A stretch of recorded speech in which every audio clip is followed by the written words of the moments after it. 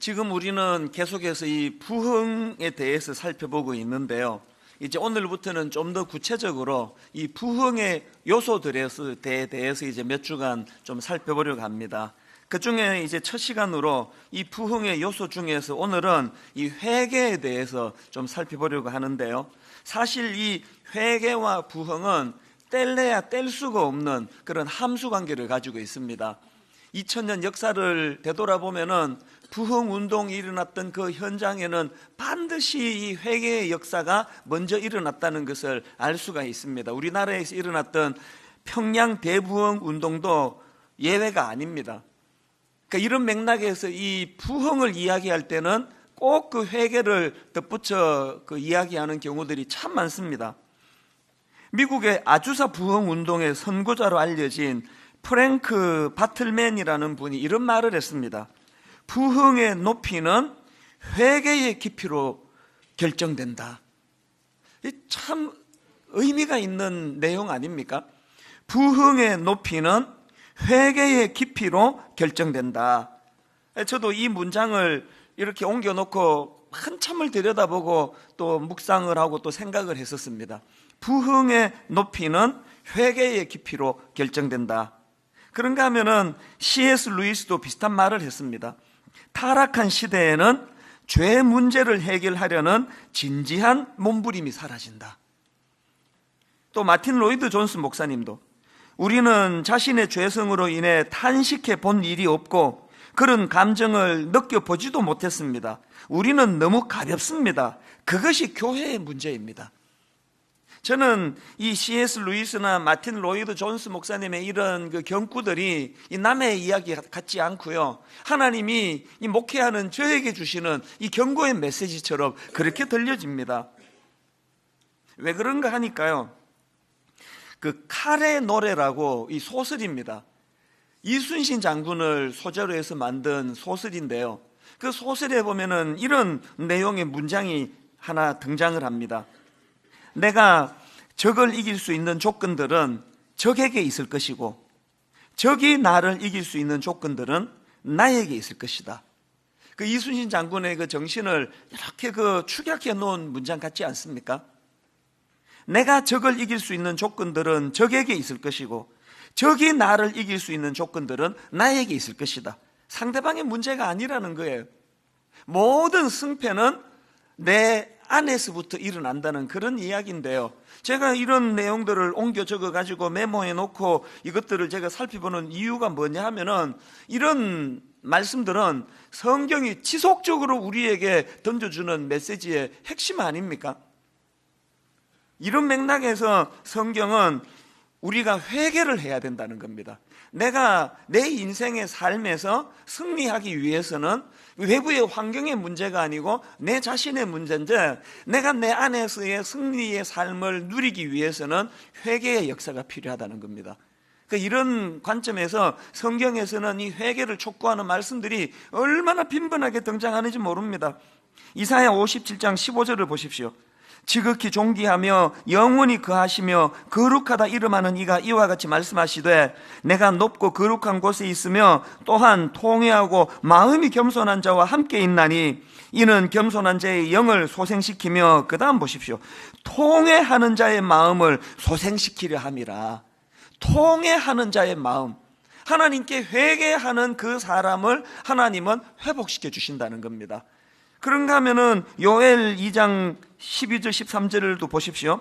여호와의 말씀에 너희는 이제라도 금식하고 울며 애통하고 마음을 다하여 내게로 돌아오라 하셨나니 너희는 옷을 찢지 말고 마음을 찢고 너희 하나님 여호와께로 돌아올지어다. 그는 은혜로우시며 자비로우시며 노하기를 더디하시며 인애가 크시사 뜻을 돌이켜 재앙을 내리지 아니하시나니. 왜 회개가 우리에게 절실히 필요하다고요? 회개는 하나님의 진노를 잠재울 수 있는 하나님 주신 능력의 도구이기 때문에 그렇습니다. 그래서 프랭크 바틀맨이 말한 이 말은 진리 아닙니까? 부흥의 높이는 회개의 깊이로 결정된다. 하나님의 진노가 풀리지 않는데 거기서 무슨 부흥의 역사가 일어날 수 있겠다는 거냐? 그걸 지적하는 내용 아니겠습니까? 오늘 본문의 말씀도 이런 맥락으로 보셔야 되는데요. 역대하 7장 14절을 보십시오. 내 이름으로 일컫는 내 백성이 그들의 악한 길에서 떠나 스스로 낮추고 기도하여 내 얼굴을 찾으면 내가 하늘에서 듣고 그들의 죄를 사하고 그들의 땅을 고칠지라. 오늘 본문 역대하 7장 14절 말씀은 이번 한 주간 우리가 암송하며 묵상해야 될 이 성구입니다. 지난주에 어떤 주일학교 선생님이 저에게 메일을 보내오셨는데요, 이 성구 카드가 너무 좋다는 거예요.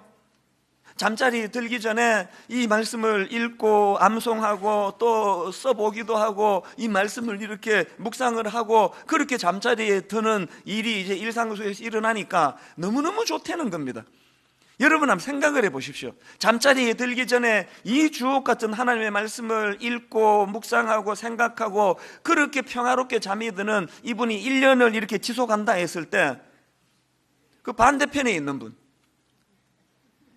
잠들기 전까지 막장 드라마에 빠져가지고 저 남편이 바람을 폈댄다, 불륜이란다, 어디 애를 감추어 뒀대더라, 뭐 음모를 꾸며가지고 부인을 죽였대더라, 막 이런 거 계속 그 쓰잘데없는 거 머리에 담고 잠자리에 들어가서 막 꿈에서도 막 악몽을 꾸고 그런 사람이 한 1년 지나고 난다고 했을 때에 여러분 잠자리에 들어가기 전에 하나님의 말씀을 묵상하고 그 말씀을 생각하고 잠자리에 들어가는 그 사람하고 막장 드라마하고 한 1년 지났을 때 그 영이 얼마나 그 차이가 많이 나겠습니까? 이 하나님 말씀을 이번 주에도 이 말씀을 묵상하시기를 원하는데요, 내 이름으로 일컫는 내 백성이 그들의 악한 길에서 떠나 스스로 낮추고 기도하여 내 얼굴을 찾으면 내가 하늘에서 듣고 그들의 죄를 사하고 그들의 땅을 고칠지라. 여러분 이 말씀의 배경을 알아야 되는데요, 이 말씀의 배경은 바로 그 앞에 나오는 역대하 6장에서 솔로몬이 오래 준비해온 성전을 이제 완공을 하면서 하나님께 봉헌 기도를 드리는 내용이 나옵니다. 여러분 집에 가셔서 이 역대하 6장에 나와 있는 이 솔로몬의 기도문을 한번 꼼꼼히 읽어보십시오. 정말 은혜롭습니다. 그 중에 제가 몇 구절만 인용해 드리자면요, 솔로몬이 이런 기도를 하나님께 드립니다. 역대하 6장 24절 25절 만일 주의 백성 이스라엘이 주께 범죄하여 적국 앞에 패하게 되므로 주의 이름을 인정하고 주께로 돌아와서 이 성전에서 주께 빌며 간구하거든 주는 하늘에서 들으시고 주의 백성 이스라엘의 죄를 사하시고 그들과 그들의 조상들에게 주신 땅으로 돌아오게 하옵소서. 그 다음 26절 27절도 보십시오.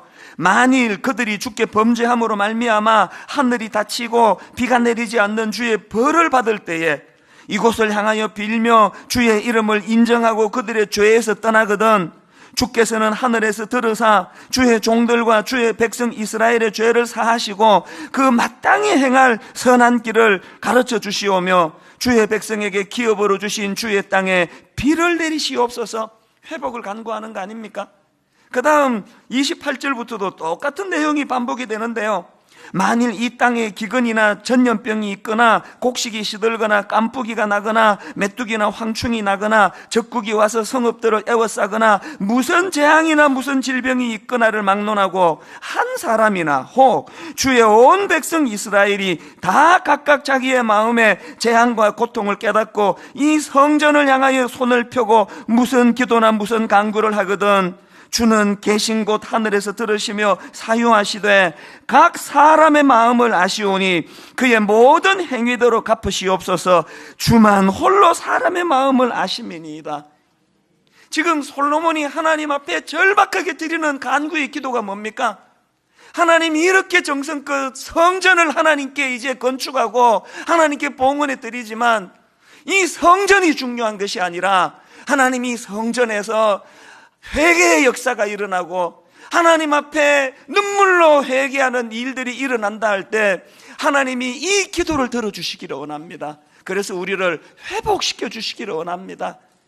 여러분 제가 이 솔로몬의 기도문이 왜 읽을 때 이렇게 마음이 울컥울컥 하는가 하면은요, 여기 지금 솔로몬이 만일 이렇게 가정법을 써가지고 설명하는 그 모든 것들, 만일 그들이 주께 범죄함으로 말미암아 하늘이 닫히고 만일 이 땅에 기근이나 전염병이 있거나 만일 우리의 범죄함으로 악한 것들이 공격이 온다 할 때에 지금 여러분이 솔로몬이 만일 이렇게 가정법으로 서서 하는 기도, 모든 내용이 지금 이 대한민국 한국교회에 현실적으로 일어나고 있는 거 아닙니까?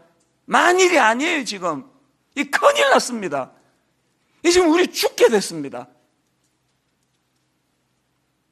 성전을 얼마나 잘 짓느냐가 문제가 아니고 그 성전 안에서 하나님 진실로 회개의 역사가 일어나기를 원합니다. 이게 우리에게 너무너무 절박하다는 이야기입니다. 지난 연말부터 갑자기 이 대한민국 안에서 그 아동학대 문제, 자녀학대 문제가 막 사회적인 이슈가 되더니 이게 막 점점 이 이슈가 커지더니 급기야 자기 아이를 죽여가지고 세상에 그 3년 이상 냉장고 안에 넣어두는 이 엽기적인 이런 사건이 발생하더니 그것이 어떻게 연결이 되는가 보니까 어느 목사님 또 신학대학 교수님이 어린 딸을 죽이고 그것을 시신을 방치한 게 무려 11개월 돼가지고 그 죽은 아이가 미라처럼 될 때까지 이 애를 방치해 놓은 이 사건이 이게 연결이 돼서 제가 지금 젊은 사람들 말로 멘붕 상태, 멘붕. 이 도대체 이게 무슨 일이에요, 이게?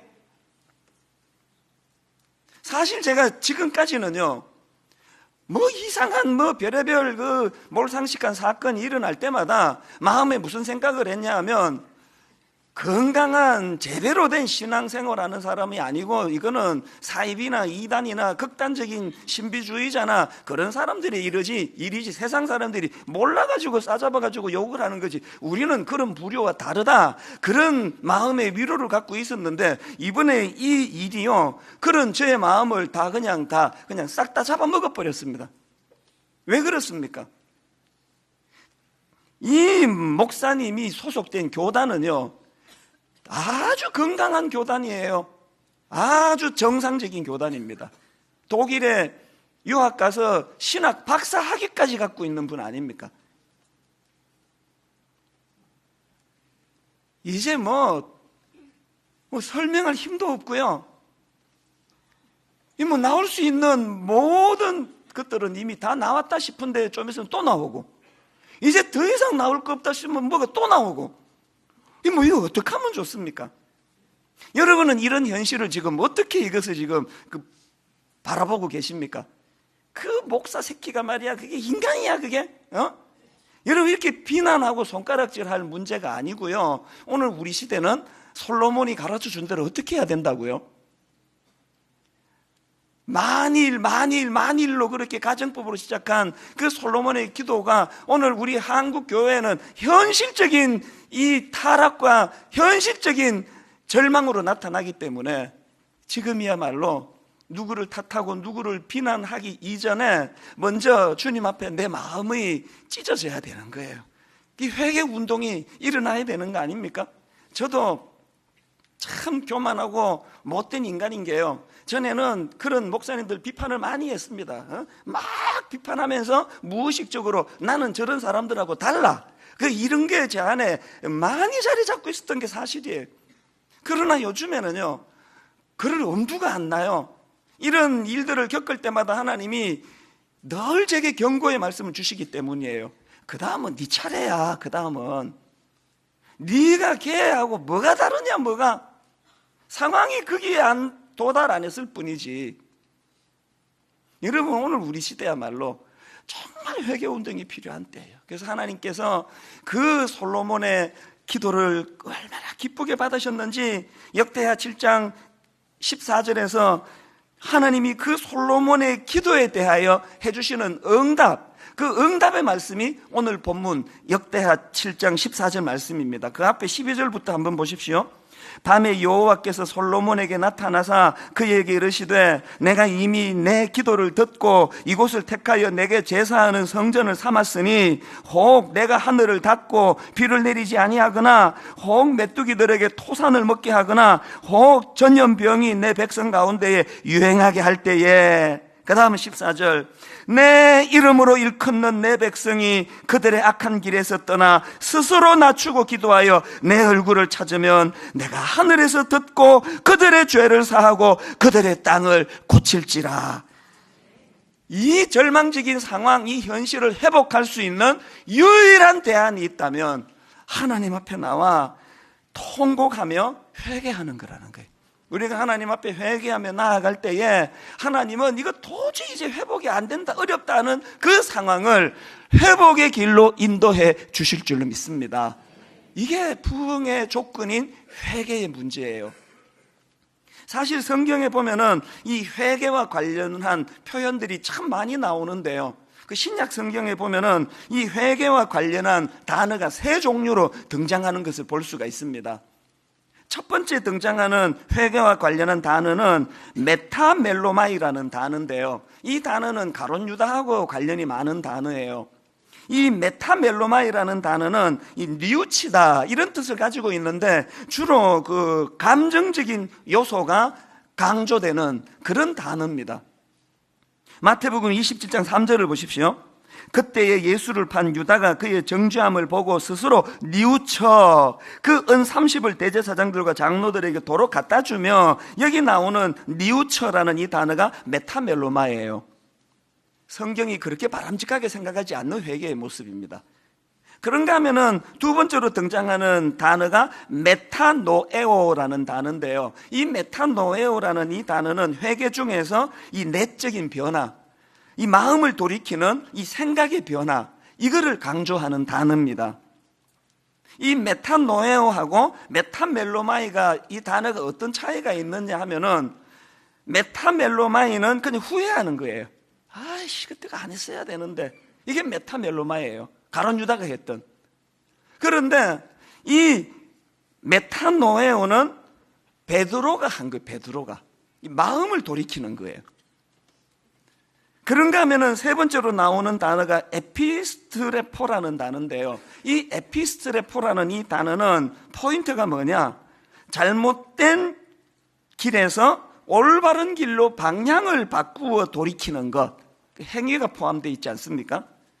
메타노이아가 생각의 변화를 강조하는 단어라면 세 번째 나오는 에피스트레포라는 단어는 그 삶을 돌이키는 것을 의미합니다. 그러니까 이 두 번째 단어와 세 번째 단어가 어우러진 게 베드로의 회개예요. 자, 여러분 오해하면 안 되는 게요, 가룟 유다는 도저히 용서받지 못할 짓을 저질러서 망했고 베드로는 그것보다 좀 덜 했기 때문에 구원받은 게 아닙니다. 베드로나 가룟 유다나 무게로 따지면 똑같은 무게예요. 둘 다 용서받지 못할 짓을 저질렀는데 행위의 문제가 아니고요, 죄악된 그 깊이의 문제가 아니고 회개의 문제라는 거예요. 여러분이 지금 서울에 가서 이제 일을 보려고 분당에서 이제 판교 톨게이트를 지나가지고 이제 저기 양재동 쪽으로 들어가야 되는데 이 길을 잘못 들어가지고 생각 없이 그냥 부산 쪽으로 지금 가고 있었단 말입니다. 한참을 모르고 이렇게 가다가 천안이네? 나 이거 서울 가야 되는데 이거 어떡하지? 그럼 그냥 계속 가는 거예요. 대전까지 왔네? 이거 어떡하나? 계속 가는 거예요. 김천, 대구, 부산 톨게이트 벗어날 때까지 그거 계속 가는 거예요. 이 웃기는 거 아닙니까? 그냥 대놓고 웃으세요. 이 웃기는 거 아닙니까? 이 웃기는 이야기가 이게 딱 오늘 우리들의 모습이라고 이야기한다면 어떻게 대답하시겠습니까? 성경을 왜 읽어야 됩니까? 내가 지금 서울 쪽으로 가야 되는, 양재동에 나와야 되는데 이게 천안이네? 이걸 자각하게 하기 위해서 읽는 게 성경 아닙니까? 주일날 모여서 설교는 왜 듣습니까? 지금 하나님이 원하시는 길은 좁은 길, 하나님이 원하시는 길은 세상 사람들이 가지 않는 하나님의 길은 지금 비유컨대 양재동 쪽으로 가야 되는데 내가 지금 이 천안으로 가고 있네? 이걸 자각하게 하도록 하는 게 설교 아닙니까? 그리고 여러분이 실제로 자각을 하잖아요. 예배 시간에 깨닫지 않습니까? 어떨 때는 눈물도 흘리지 않습니까? 막 건의가 들어오기를 여성 화장실에 크리넥스를 좀 마련해달라 그러고 막 예배 끝나면 화장실에 가서 막 울고 화장 고치는 여성이 많아서 복잡하다 막 그런 이야기가 저한테 종종 들려지지만 화장 다 고치고 눈물 흘리고 회개하고 후회하고 나는 양재동으로 서울로 가야 되는데 지금 부산 쪽으로 가고 있거나 막 뼈 아프게 괴로워하고 다 하고는 계속 그 길로 가는 거 아닙니까 지금? 막 울고 또 계속 가는 거 아닙니까 지금 그 길로? 이게 가룟 유다가 했던 회개라니까요. 베드로가 나중에 큰 사도가 되고 사도행전 3장 19절에서 그가 했던 설교 내용을 한번 보십시오. 그러므로 너희가 회개하고 돌이켜 너희 죄 없이함을 받으라. 이같이 하면 새롭게 되는 날이 주 앞으로부터 이를 것이요. 여러분 여기 나오는 베드로가 회개하고 돌이켜가 우리말로는 한 문장 같지만요 이게 딱 두 단어예요. 회개하고 돌이켜. 더 중요한 게 뭐냐, 여기 나오는 앞에 나오는 회개는요 메타노예요. 아까 말씀드린 세 종류 중에 두 번째예요. 메타노예가 뭘 강조한 거라고요? 이 생각의 변화예요. 이렇게 하면 안 되는데 이걸 자각하고 그 다음에 돌이켜가 뭐냐, 에피스테레포는 뭘 포함한 회개라고요? 실제적으로 내 삶 속에서 내 행위적으로 내 삶을 돌이키는 거, 이게 베드로가 말하는 회개거든요. 자기가 먼저 그것을 경험하고 난 이후에 그 회개의 능력으로 인생이 변화됐기 때문에 확신을 가지고 이렇게 설교할 수 있는 거 아닙니까? 여러분 마음이 찔리는 것도 중요하고 눈물 한두 방울 나는 것도 좋은데요, 예배는 눈물을 좀 나면은 그게 은혜가 되고 눈물 안 나면 은혜가 되지 않는 감정적인 시간이 아닙니다. 회개는 결단은 안 울어도 돼요. 막 가슴 치며 괴로워 안 해도 돼요. 그냥 빨리 천안 톨게이트에서 빠져나와 가지고 반대 방향으로 유턴하는, 이게 중요한 거 아닙니까?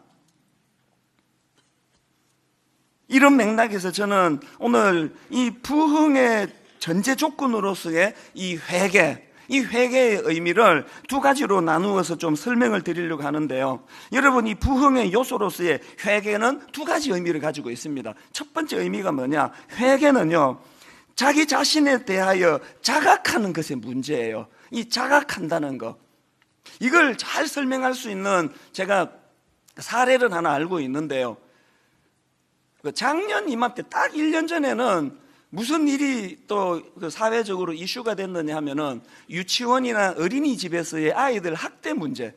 그래서 그때는 하루가 멀지 않고 학부모 그 어린이집 교사가 애들을 두들겨 패고 막 밀쳐버리고 막 무슨 뚜껑으로 머리 막 때리고 이런 것들이 뉴스에 막 계속 나올 그 어간이에요. 그 즈음에 무슨 기사를 제가 하나 봤느냐 하니까요, 서울에 있는 어떤 어린이집에서 이제 그 CCTV를 달았습니다. CCTV를 달아놓고 어떤 일을 했느냐 하면은 애들이 다 이제 집에 가고 나면은 이 어린이집 선생님들이 다 모여가지고 그 CCTV를 이제 함께 같이 보는 거예요. 함께 그것을 보면서 모니터링을 했다는 거예요. 그리고는 이제 그 결과를 그 기사에서 이제 쭉 설명을 했는데 모두가 다 충격을 받더라는 거예요. 예를 들면 이런 거예요. 자기가 그 낮 동안에 했던 행동을 CCTV로 본 어떤 선생님이 이렇게 깜짝 놀라서 하는 말이 이렇습니다. 평소에 생각하던 내 모습하고 저 영상 속의 내 모습이 너무 달라서 놀랐습니다. 자기 행동을 자기가 전혀 몰랐다는 거예요. 그런가 하면은 또 어떤 선생님은 이렇게 고백했습니다. 화면 속에 나는 펜으로 책상을 탁탁 치거나 칠판을 손으로 치면서 이야기했다. 나도 모르게 허리에 손을 얹거나 팔짱을 끼거나 뒷짐을 졌다. 그 애들 앞에 굉장히 고압적이고 권위적인 자세를 자기가 내보인다는 것을 몰랐다는 거예요. 심지어는 어떤 선생님은 이렇게 고백했습니다. 내가 유독 하나이만 예쁘다고 안아주거나 뽀뽀해 준다는 걸 깨닫고 깜짝 놀랐습니다. 주변 애들은 다 알았습니다. 저 선생님이 애 편애 안 되는 거. 주변의 애들은 다 알았습니다. 쟤만 이뻐해 주고 쟤만 뽀뽀해 준다는 거. 자기만 몰랐다는 게, 자기만. 이게 인간이에요. 뭐가 회개라고요? 그 사실을 자각하는 게 회개예요. 다윗, 세상에 그 남의 가정을 파괴시킨 가정 파괴범 아닙니까? 유부녀를 임신을 시키고 그 남편을 죽이고 완전히 가정 하나를 그냥 그렇게 파괴를 시켜놓고도요, 다윗은 1년 가까이 그 사실을 자각을 못했습니다. 왕인데 그 정도도 못해? 전혀 인식을 하지 못하고 그렇게 살았는 다윗에게 하나님이 누구를 보내주셨나? 나단 선지자를 보내주세요. 여러분, 하나님이 나단 선지자를 보내주셔서 다윗으로 하여금 깨닫게 하고자 하는 메시지가 뭘까요? 자기 스스로를 CCTV를 통해서 좀 들여다봐라. 이게 하나님의 메시지예요. 그래서 이제 다윗이 나단 선지자를 통해서 자기를 자각하고 나서 괴로워하며 쓴 시가 시편 51편인데요. 자, 여러분, 시편 51편 3절에서 자기를 어떻게 인식하는가 보십시오. 무릇 나는 내 죄과를 아오니 내 죄가 항상 내 앞에 있나이다. 그때 내가 그냥 술 한잔하고 얼떨결에 어떻게 해가지고 내가 성적으로 죄 지었나이다. 그런 어떤 사안을 가지고 이야기하는 게 아니에요. 자기 존재, 자기 본질을 깨달은 거예요. 어떻게 깨달았습니까? 무릇 나는 내 죄과를 아오니 내 죄가 항상 내 앞에 있나이다. 심지어는 5절을 보십시오. 내가 죄악 중에서 출생하였으며 어머니가 죄 중에서 나를 잉태하였나이다. 여러분, 왜 제가 그런 문제를 일으키는 목사님들에 대하여 더 이상 제가 화가 나지 않고 더 이상 제가 그 사람들을 비난하고 손가락질하지 않게 되었냐고, 왜 그렇게 되냐고 말씀드렸냐고요. 그게 어떤 아주 타락한 극소수의 어떤 목사들에게만 있는 일이 아니고 너한테도 있을 수 있는 일이라는 걸 제가 경고를 받았기 때문에 그래서 두려운 거예요.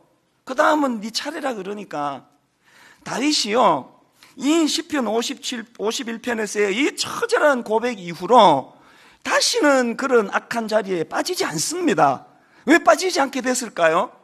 CCTV로 자기 모습을 봤더니 너무 고압적이고 한 해만 이뻐하고 편애하고 이런 어처구니없는 자기를 깨달았으니 다윗이 어떻게 했을까요? 그때부터는 하나님을 절박하게 매달리는 하나님의 종이 됐을 거 아닙니까? 살려달라고. 이걸 자각하는 게 회개예요. 이걸 대부분의 그 큰 교회 목사님들이 주로 넘어지는 게요, 주변에 아부하는 사람들에게 애워싸여가지고 그거를 자각하지 못하다가 한 방에 훅 가는 거예요.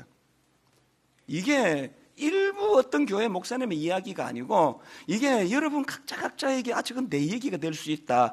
이걸 자각하는 게 이게 회개입니다.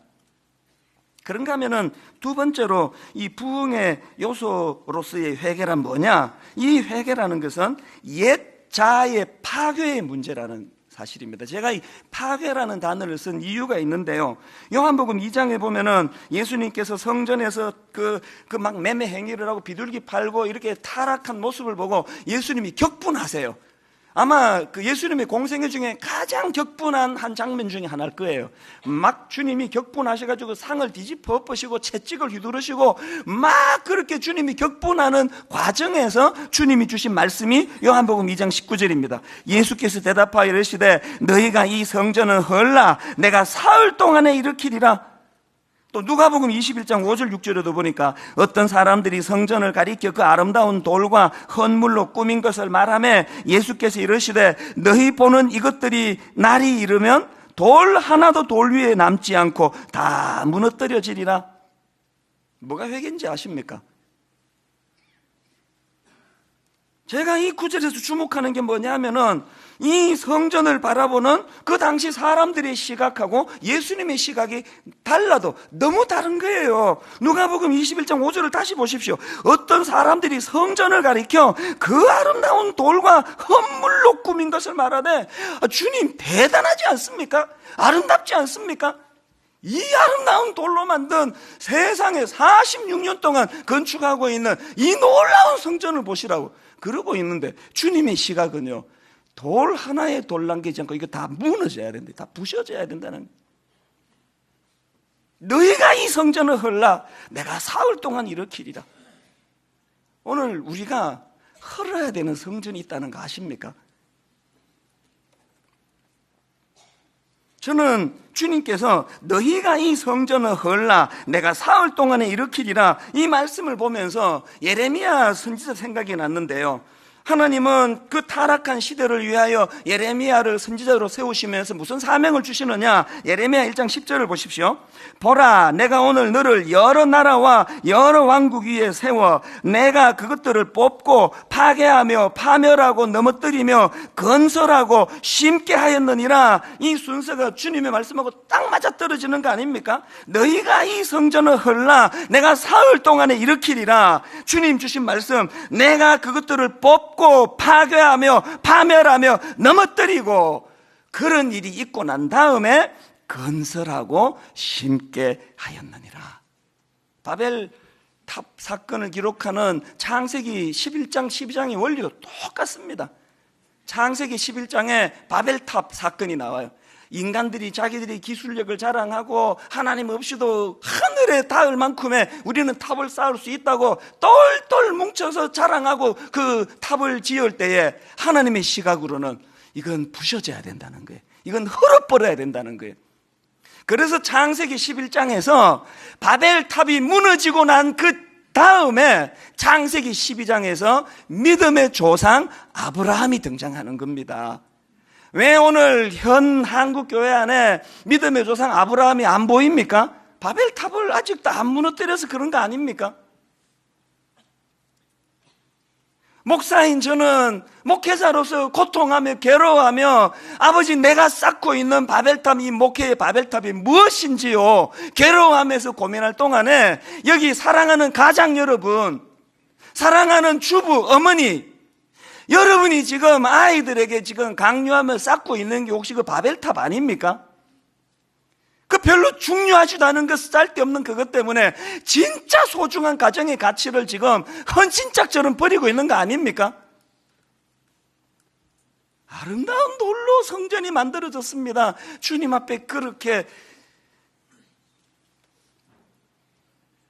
떠들고 있을 때에 이거 헐어야 된다, 이거 부셔야 된다. 분당 우리 교회가 어떻다느니 이 교회는 좋은 교회라느니, 저도 처음에는요 그 다 정말 제가 어떤 분이 미국 집회를 갔더니 아유 분당 우리 교회가 너무너무 좋은 교회라고 좋죠 그럴 때 내가 들을 때 속으로 멍멍 이건 하나님 하나도 만든 이야기 아니라고 그렇게 들었는데, 이게 1년 2년 지나면서요 사람이요 교만해지는 건 그게 스며드는 거예요. 요새는 막 아주 자연스럽게 내 마음 안에 뭔가 우리 교회가 좋은 게 있으니까 사람들이 이렇게 좋은 교회라 그러겠지. 좋은 교회는 무슨 개뿔이 좋은 교회입니까? 여러분 이런 저속한 표현을 쓰는 거를 용서해 주시는데요, 우리 내면 안에 뭔가 선한 게 있다고 생각하는 그건 개뿔이에요. 다 무너뜨려야 되는 개뿔이에요. 선한 거 없습니다. 그러나 우리 교회가 선한 게 뭐가 있습니까? 모태신앙, 모태지 예수 믿고 뭐가 선합니까? 뭐가 다 무너져야 되고 부셔뜨려야 되는 거예요. 우리 자아가 다 무너질 때 하나님 없이도 어떻게 해보겠다고 시도하는 그 모든 것들이 다 무너질 때 건설하고 세워주시는 하나님의 능력이 나타나게 될 줄로 믿습니다.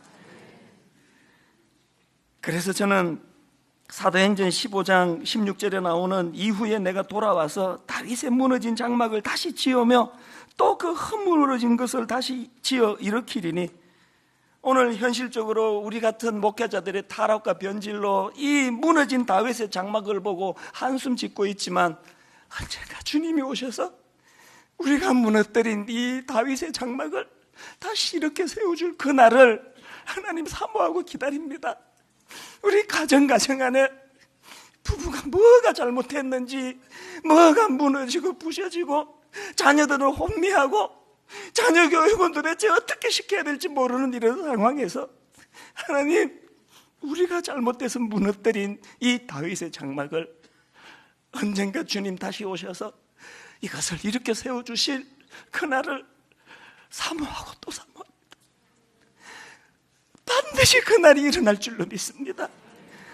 그래서 갈라디아 6장 14절에 보니까 그러나 내게는 우리 주 예수 그리스도의 십자가 외에 결코 자랑할 것이 없나니 그리스도로 말미암아 세상이 나를 대하여 십자가에 못 박히고 내가 또한 세상을 대하여 그러하리라.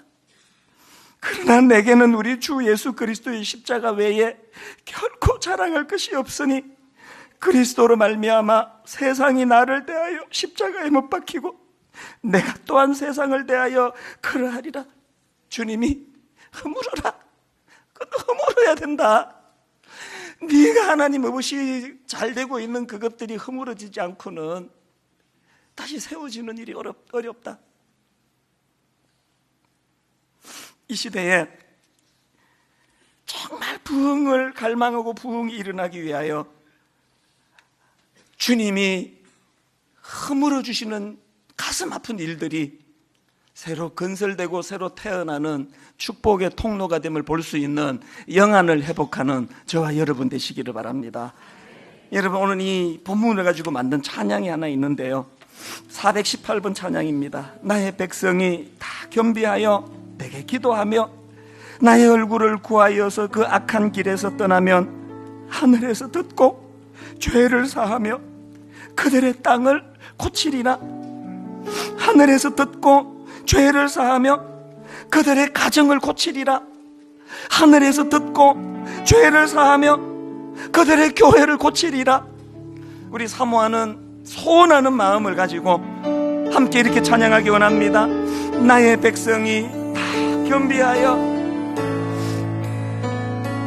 나의 백성이 다 겸비하여 내게 기도하며 나의 얼굴을 구하여서 그 악한 길 떠나며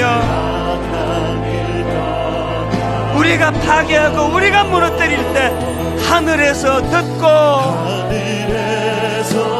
죄를 사하며 그들의 땅을 고치리라.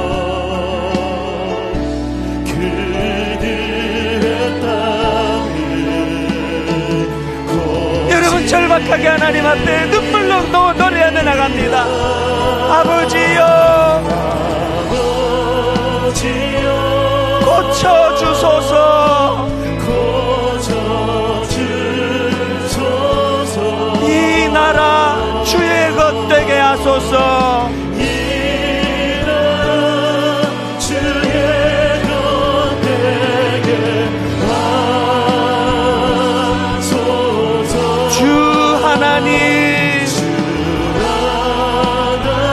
간절히 기도하오니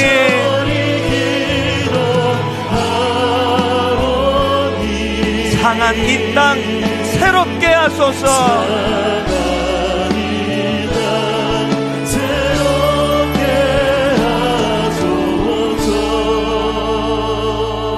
여러분, 후렴 한 번 더 찬양하기 전에 우리 좀 생각 좀 하고, 정말 우리 좀 생각 좀 하고 예배 드리자고요.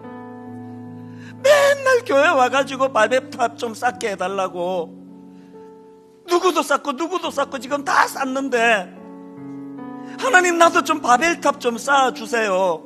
우리 지금 그렇게 기도하고 있는 거 아닙니까? 주님의 시각으로는 그게 아름다운 돌로 만들어진 성전이지만 허물어야 된다고 보시는데, 가정을 돌아보시면은요, 정말 우리 아이들에게 미안하기 짝이 없는, 부모가 지금 영안이 어두워가지고 가장 소중한 것을 잃어버리고 별 중요하지 않은 그것 때문에 가족이 지금 갈갈이 갈 길이 마음이 나뉘어지는 이런 현실이라면 하나님 고쳐주세요. 이 나라 주의 것 되게 하소서. 주 하나님 간절히 기도하오니 상한 이 땅 새롭게 하소서. 가사를 생각하시면서 우리 후렴 한 번 더 찬양할 때 성령님 우리 마음을 만져주시기 원합니다. 아버지여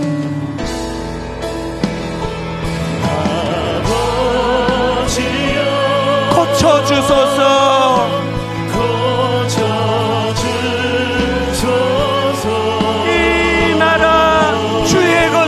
하소서.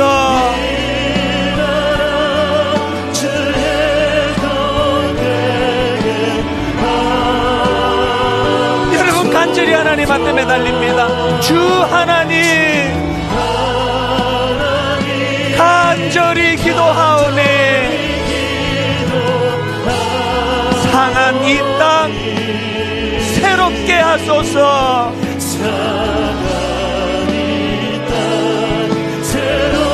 회개가 터지시면 이 시간 기도하시기를 원합니다. 한 번 더 고백합니다. 아버지여 고쳐주소서.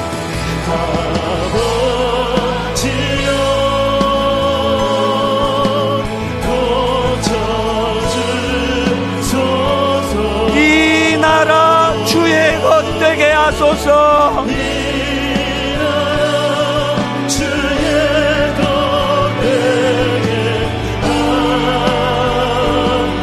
절박하게 간절하게 주 하나님 간절히 기도하오니 상한 이 땅 새롭게 하소서.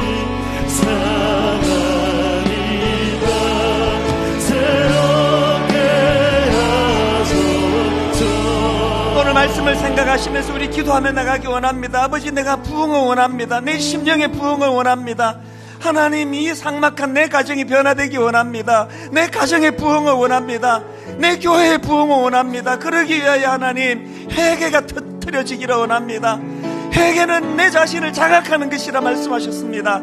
회개는 하나님 내가 그동안 소중히 그것들을 다 허무는 것이라 말씀하셨습니다. 내가 허물면 주님이 세워주실 줄로 믿습니다. 이 역사가 일어나기를 원합니다. 우리 다 같이 한 목소리로 통성으로 기도하기 원합니다. 같이 기도하시겠습니다. 살아계신 하나님 아버지, 우리의 죄된 모습을, 아버지 우리의 죄된 옛자를 자각하기를 원합니다. 깨닫기를 원합니다. 내가 얼마나 치명적인 죄인이라는 것을, 얼마나 아버지 회개가 필요한 존재라는 것을 자각하기를 원합니다. 주님, CCTV로 데려가 보듯이 철저하게 우리 자신을 자각하기를 원합니다. 아버지, 우리 자신을 자각한 이후에 하나님, 내가 세운 이 바벨탑을 무너뜨리기를 원합니다. 내가 세운 이 바벨탑이 깨뜨려지기를 원합니다. 주님이 무너뜨려 주시옵소서. 그리고 주님이 다시 세워주시기를 원합니다. 주님, 회개의 역사가 종으로부터 일어나기를 원합니다. 회개의 역사가 종으로부터 회복되기를 원합니다. 하나님, 그 은혜를 허락하여 주시기를 원합니다. 하나님 아버지, 그 은혜를 우리에게 허락하여 주시기를 원합니다. 하나님의 은혜를 구하는 자들마다 아버지 은혜 내려 주시기를 원합니다.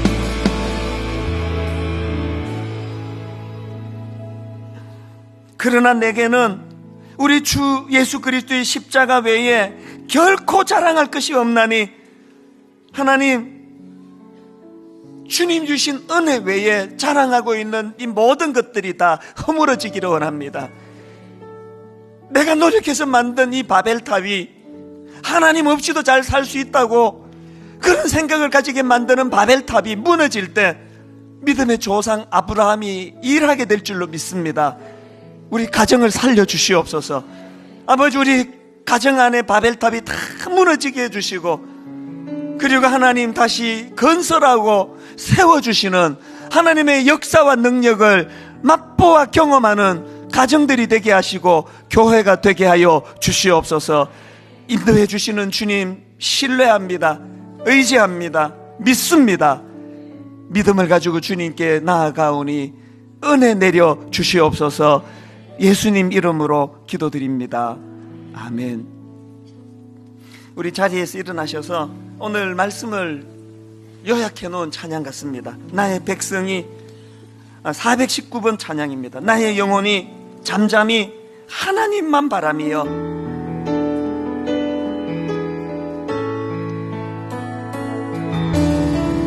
나의 영혼이 잠잠히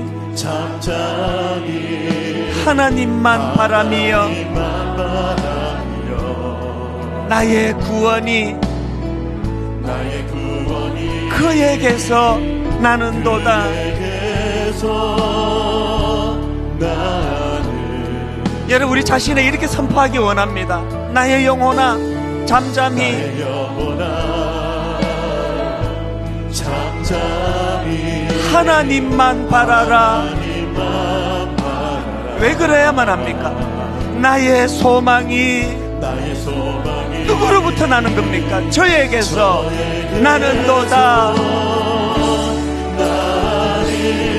이 믿음이 회복되기를 원합니다. 오직 주만이 나의 반석, 나의 구원이시니.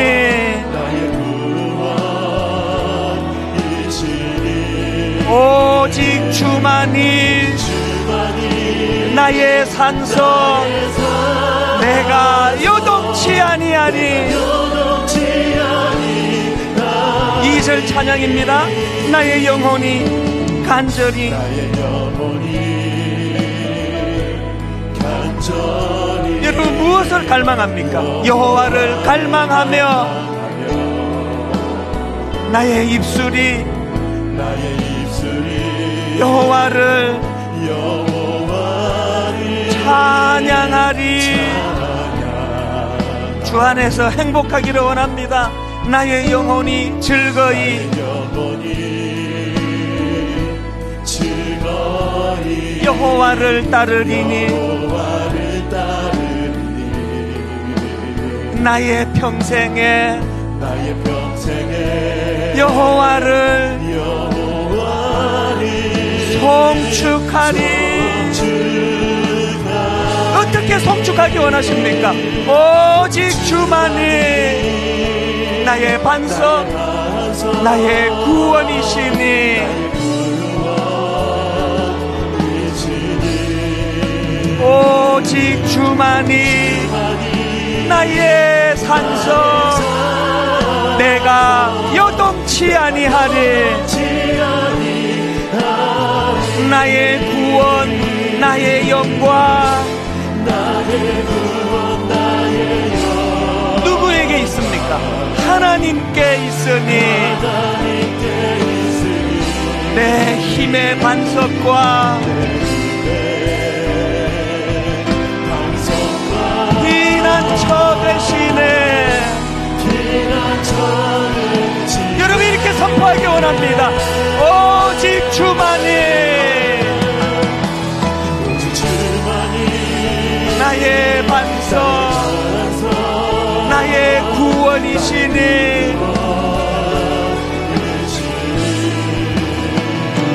오직 주만이 나의 산성, 내가 요동치 아니하리. 내가 요동치 아니하리. 내가 요동치 아니하리.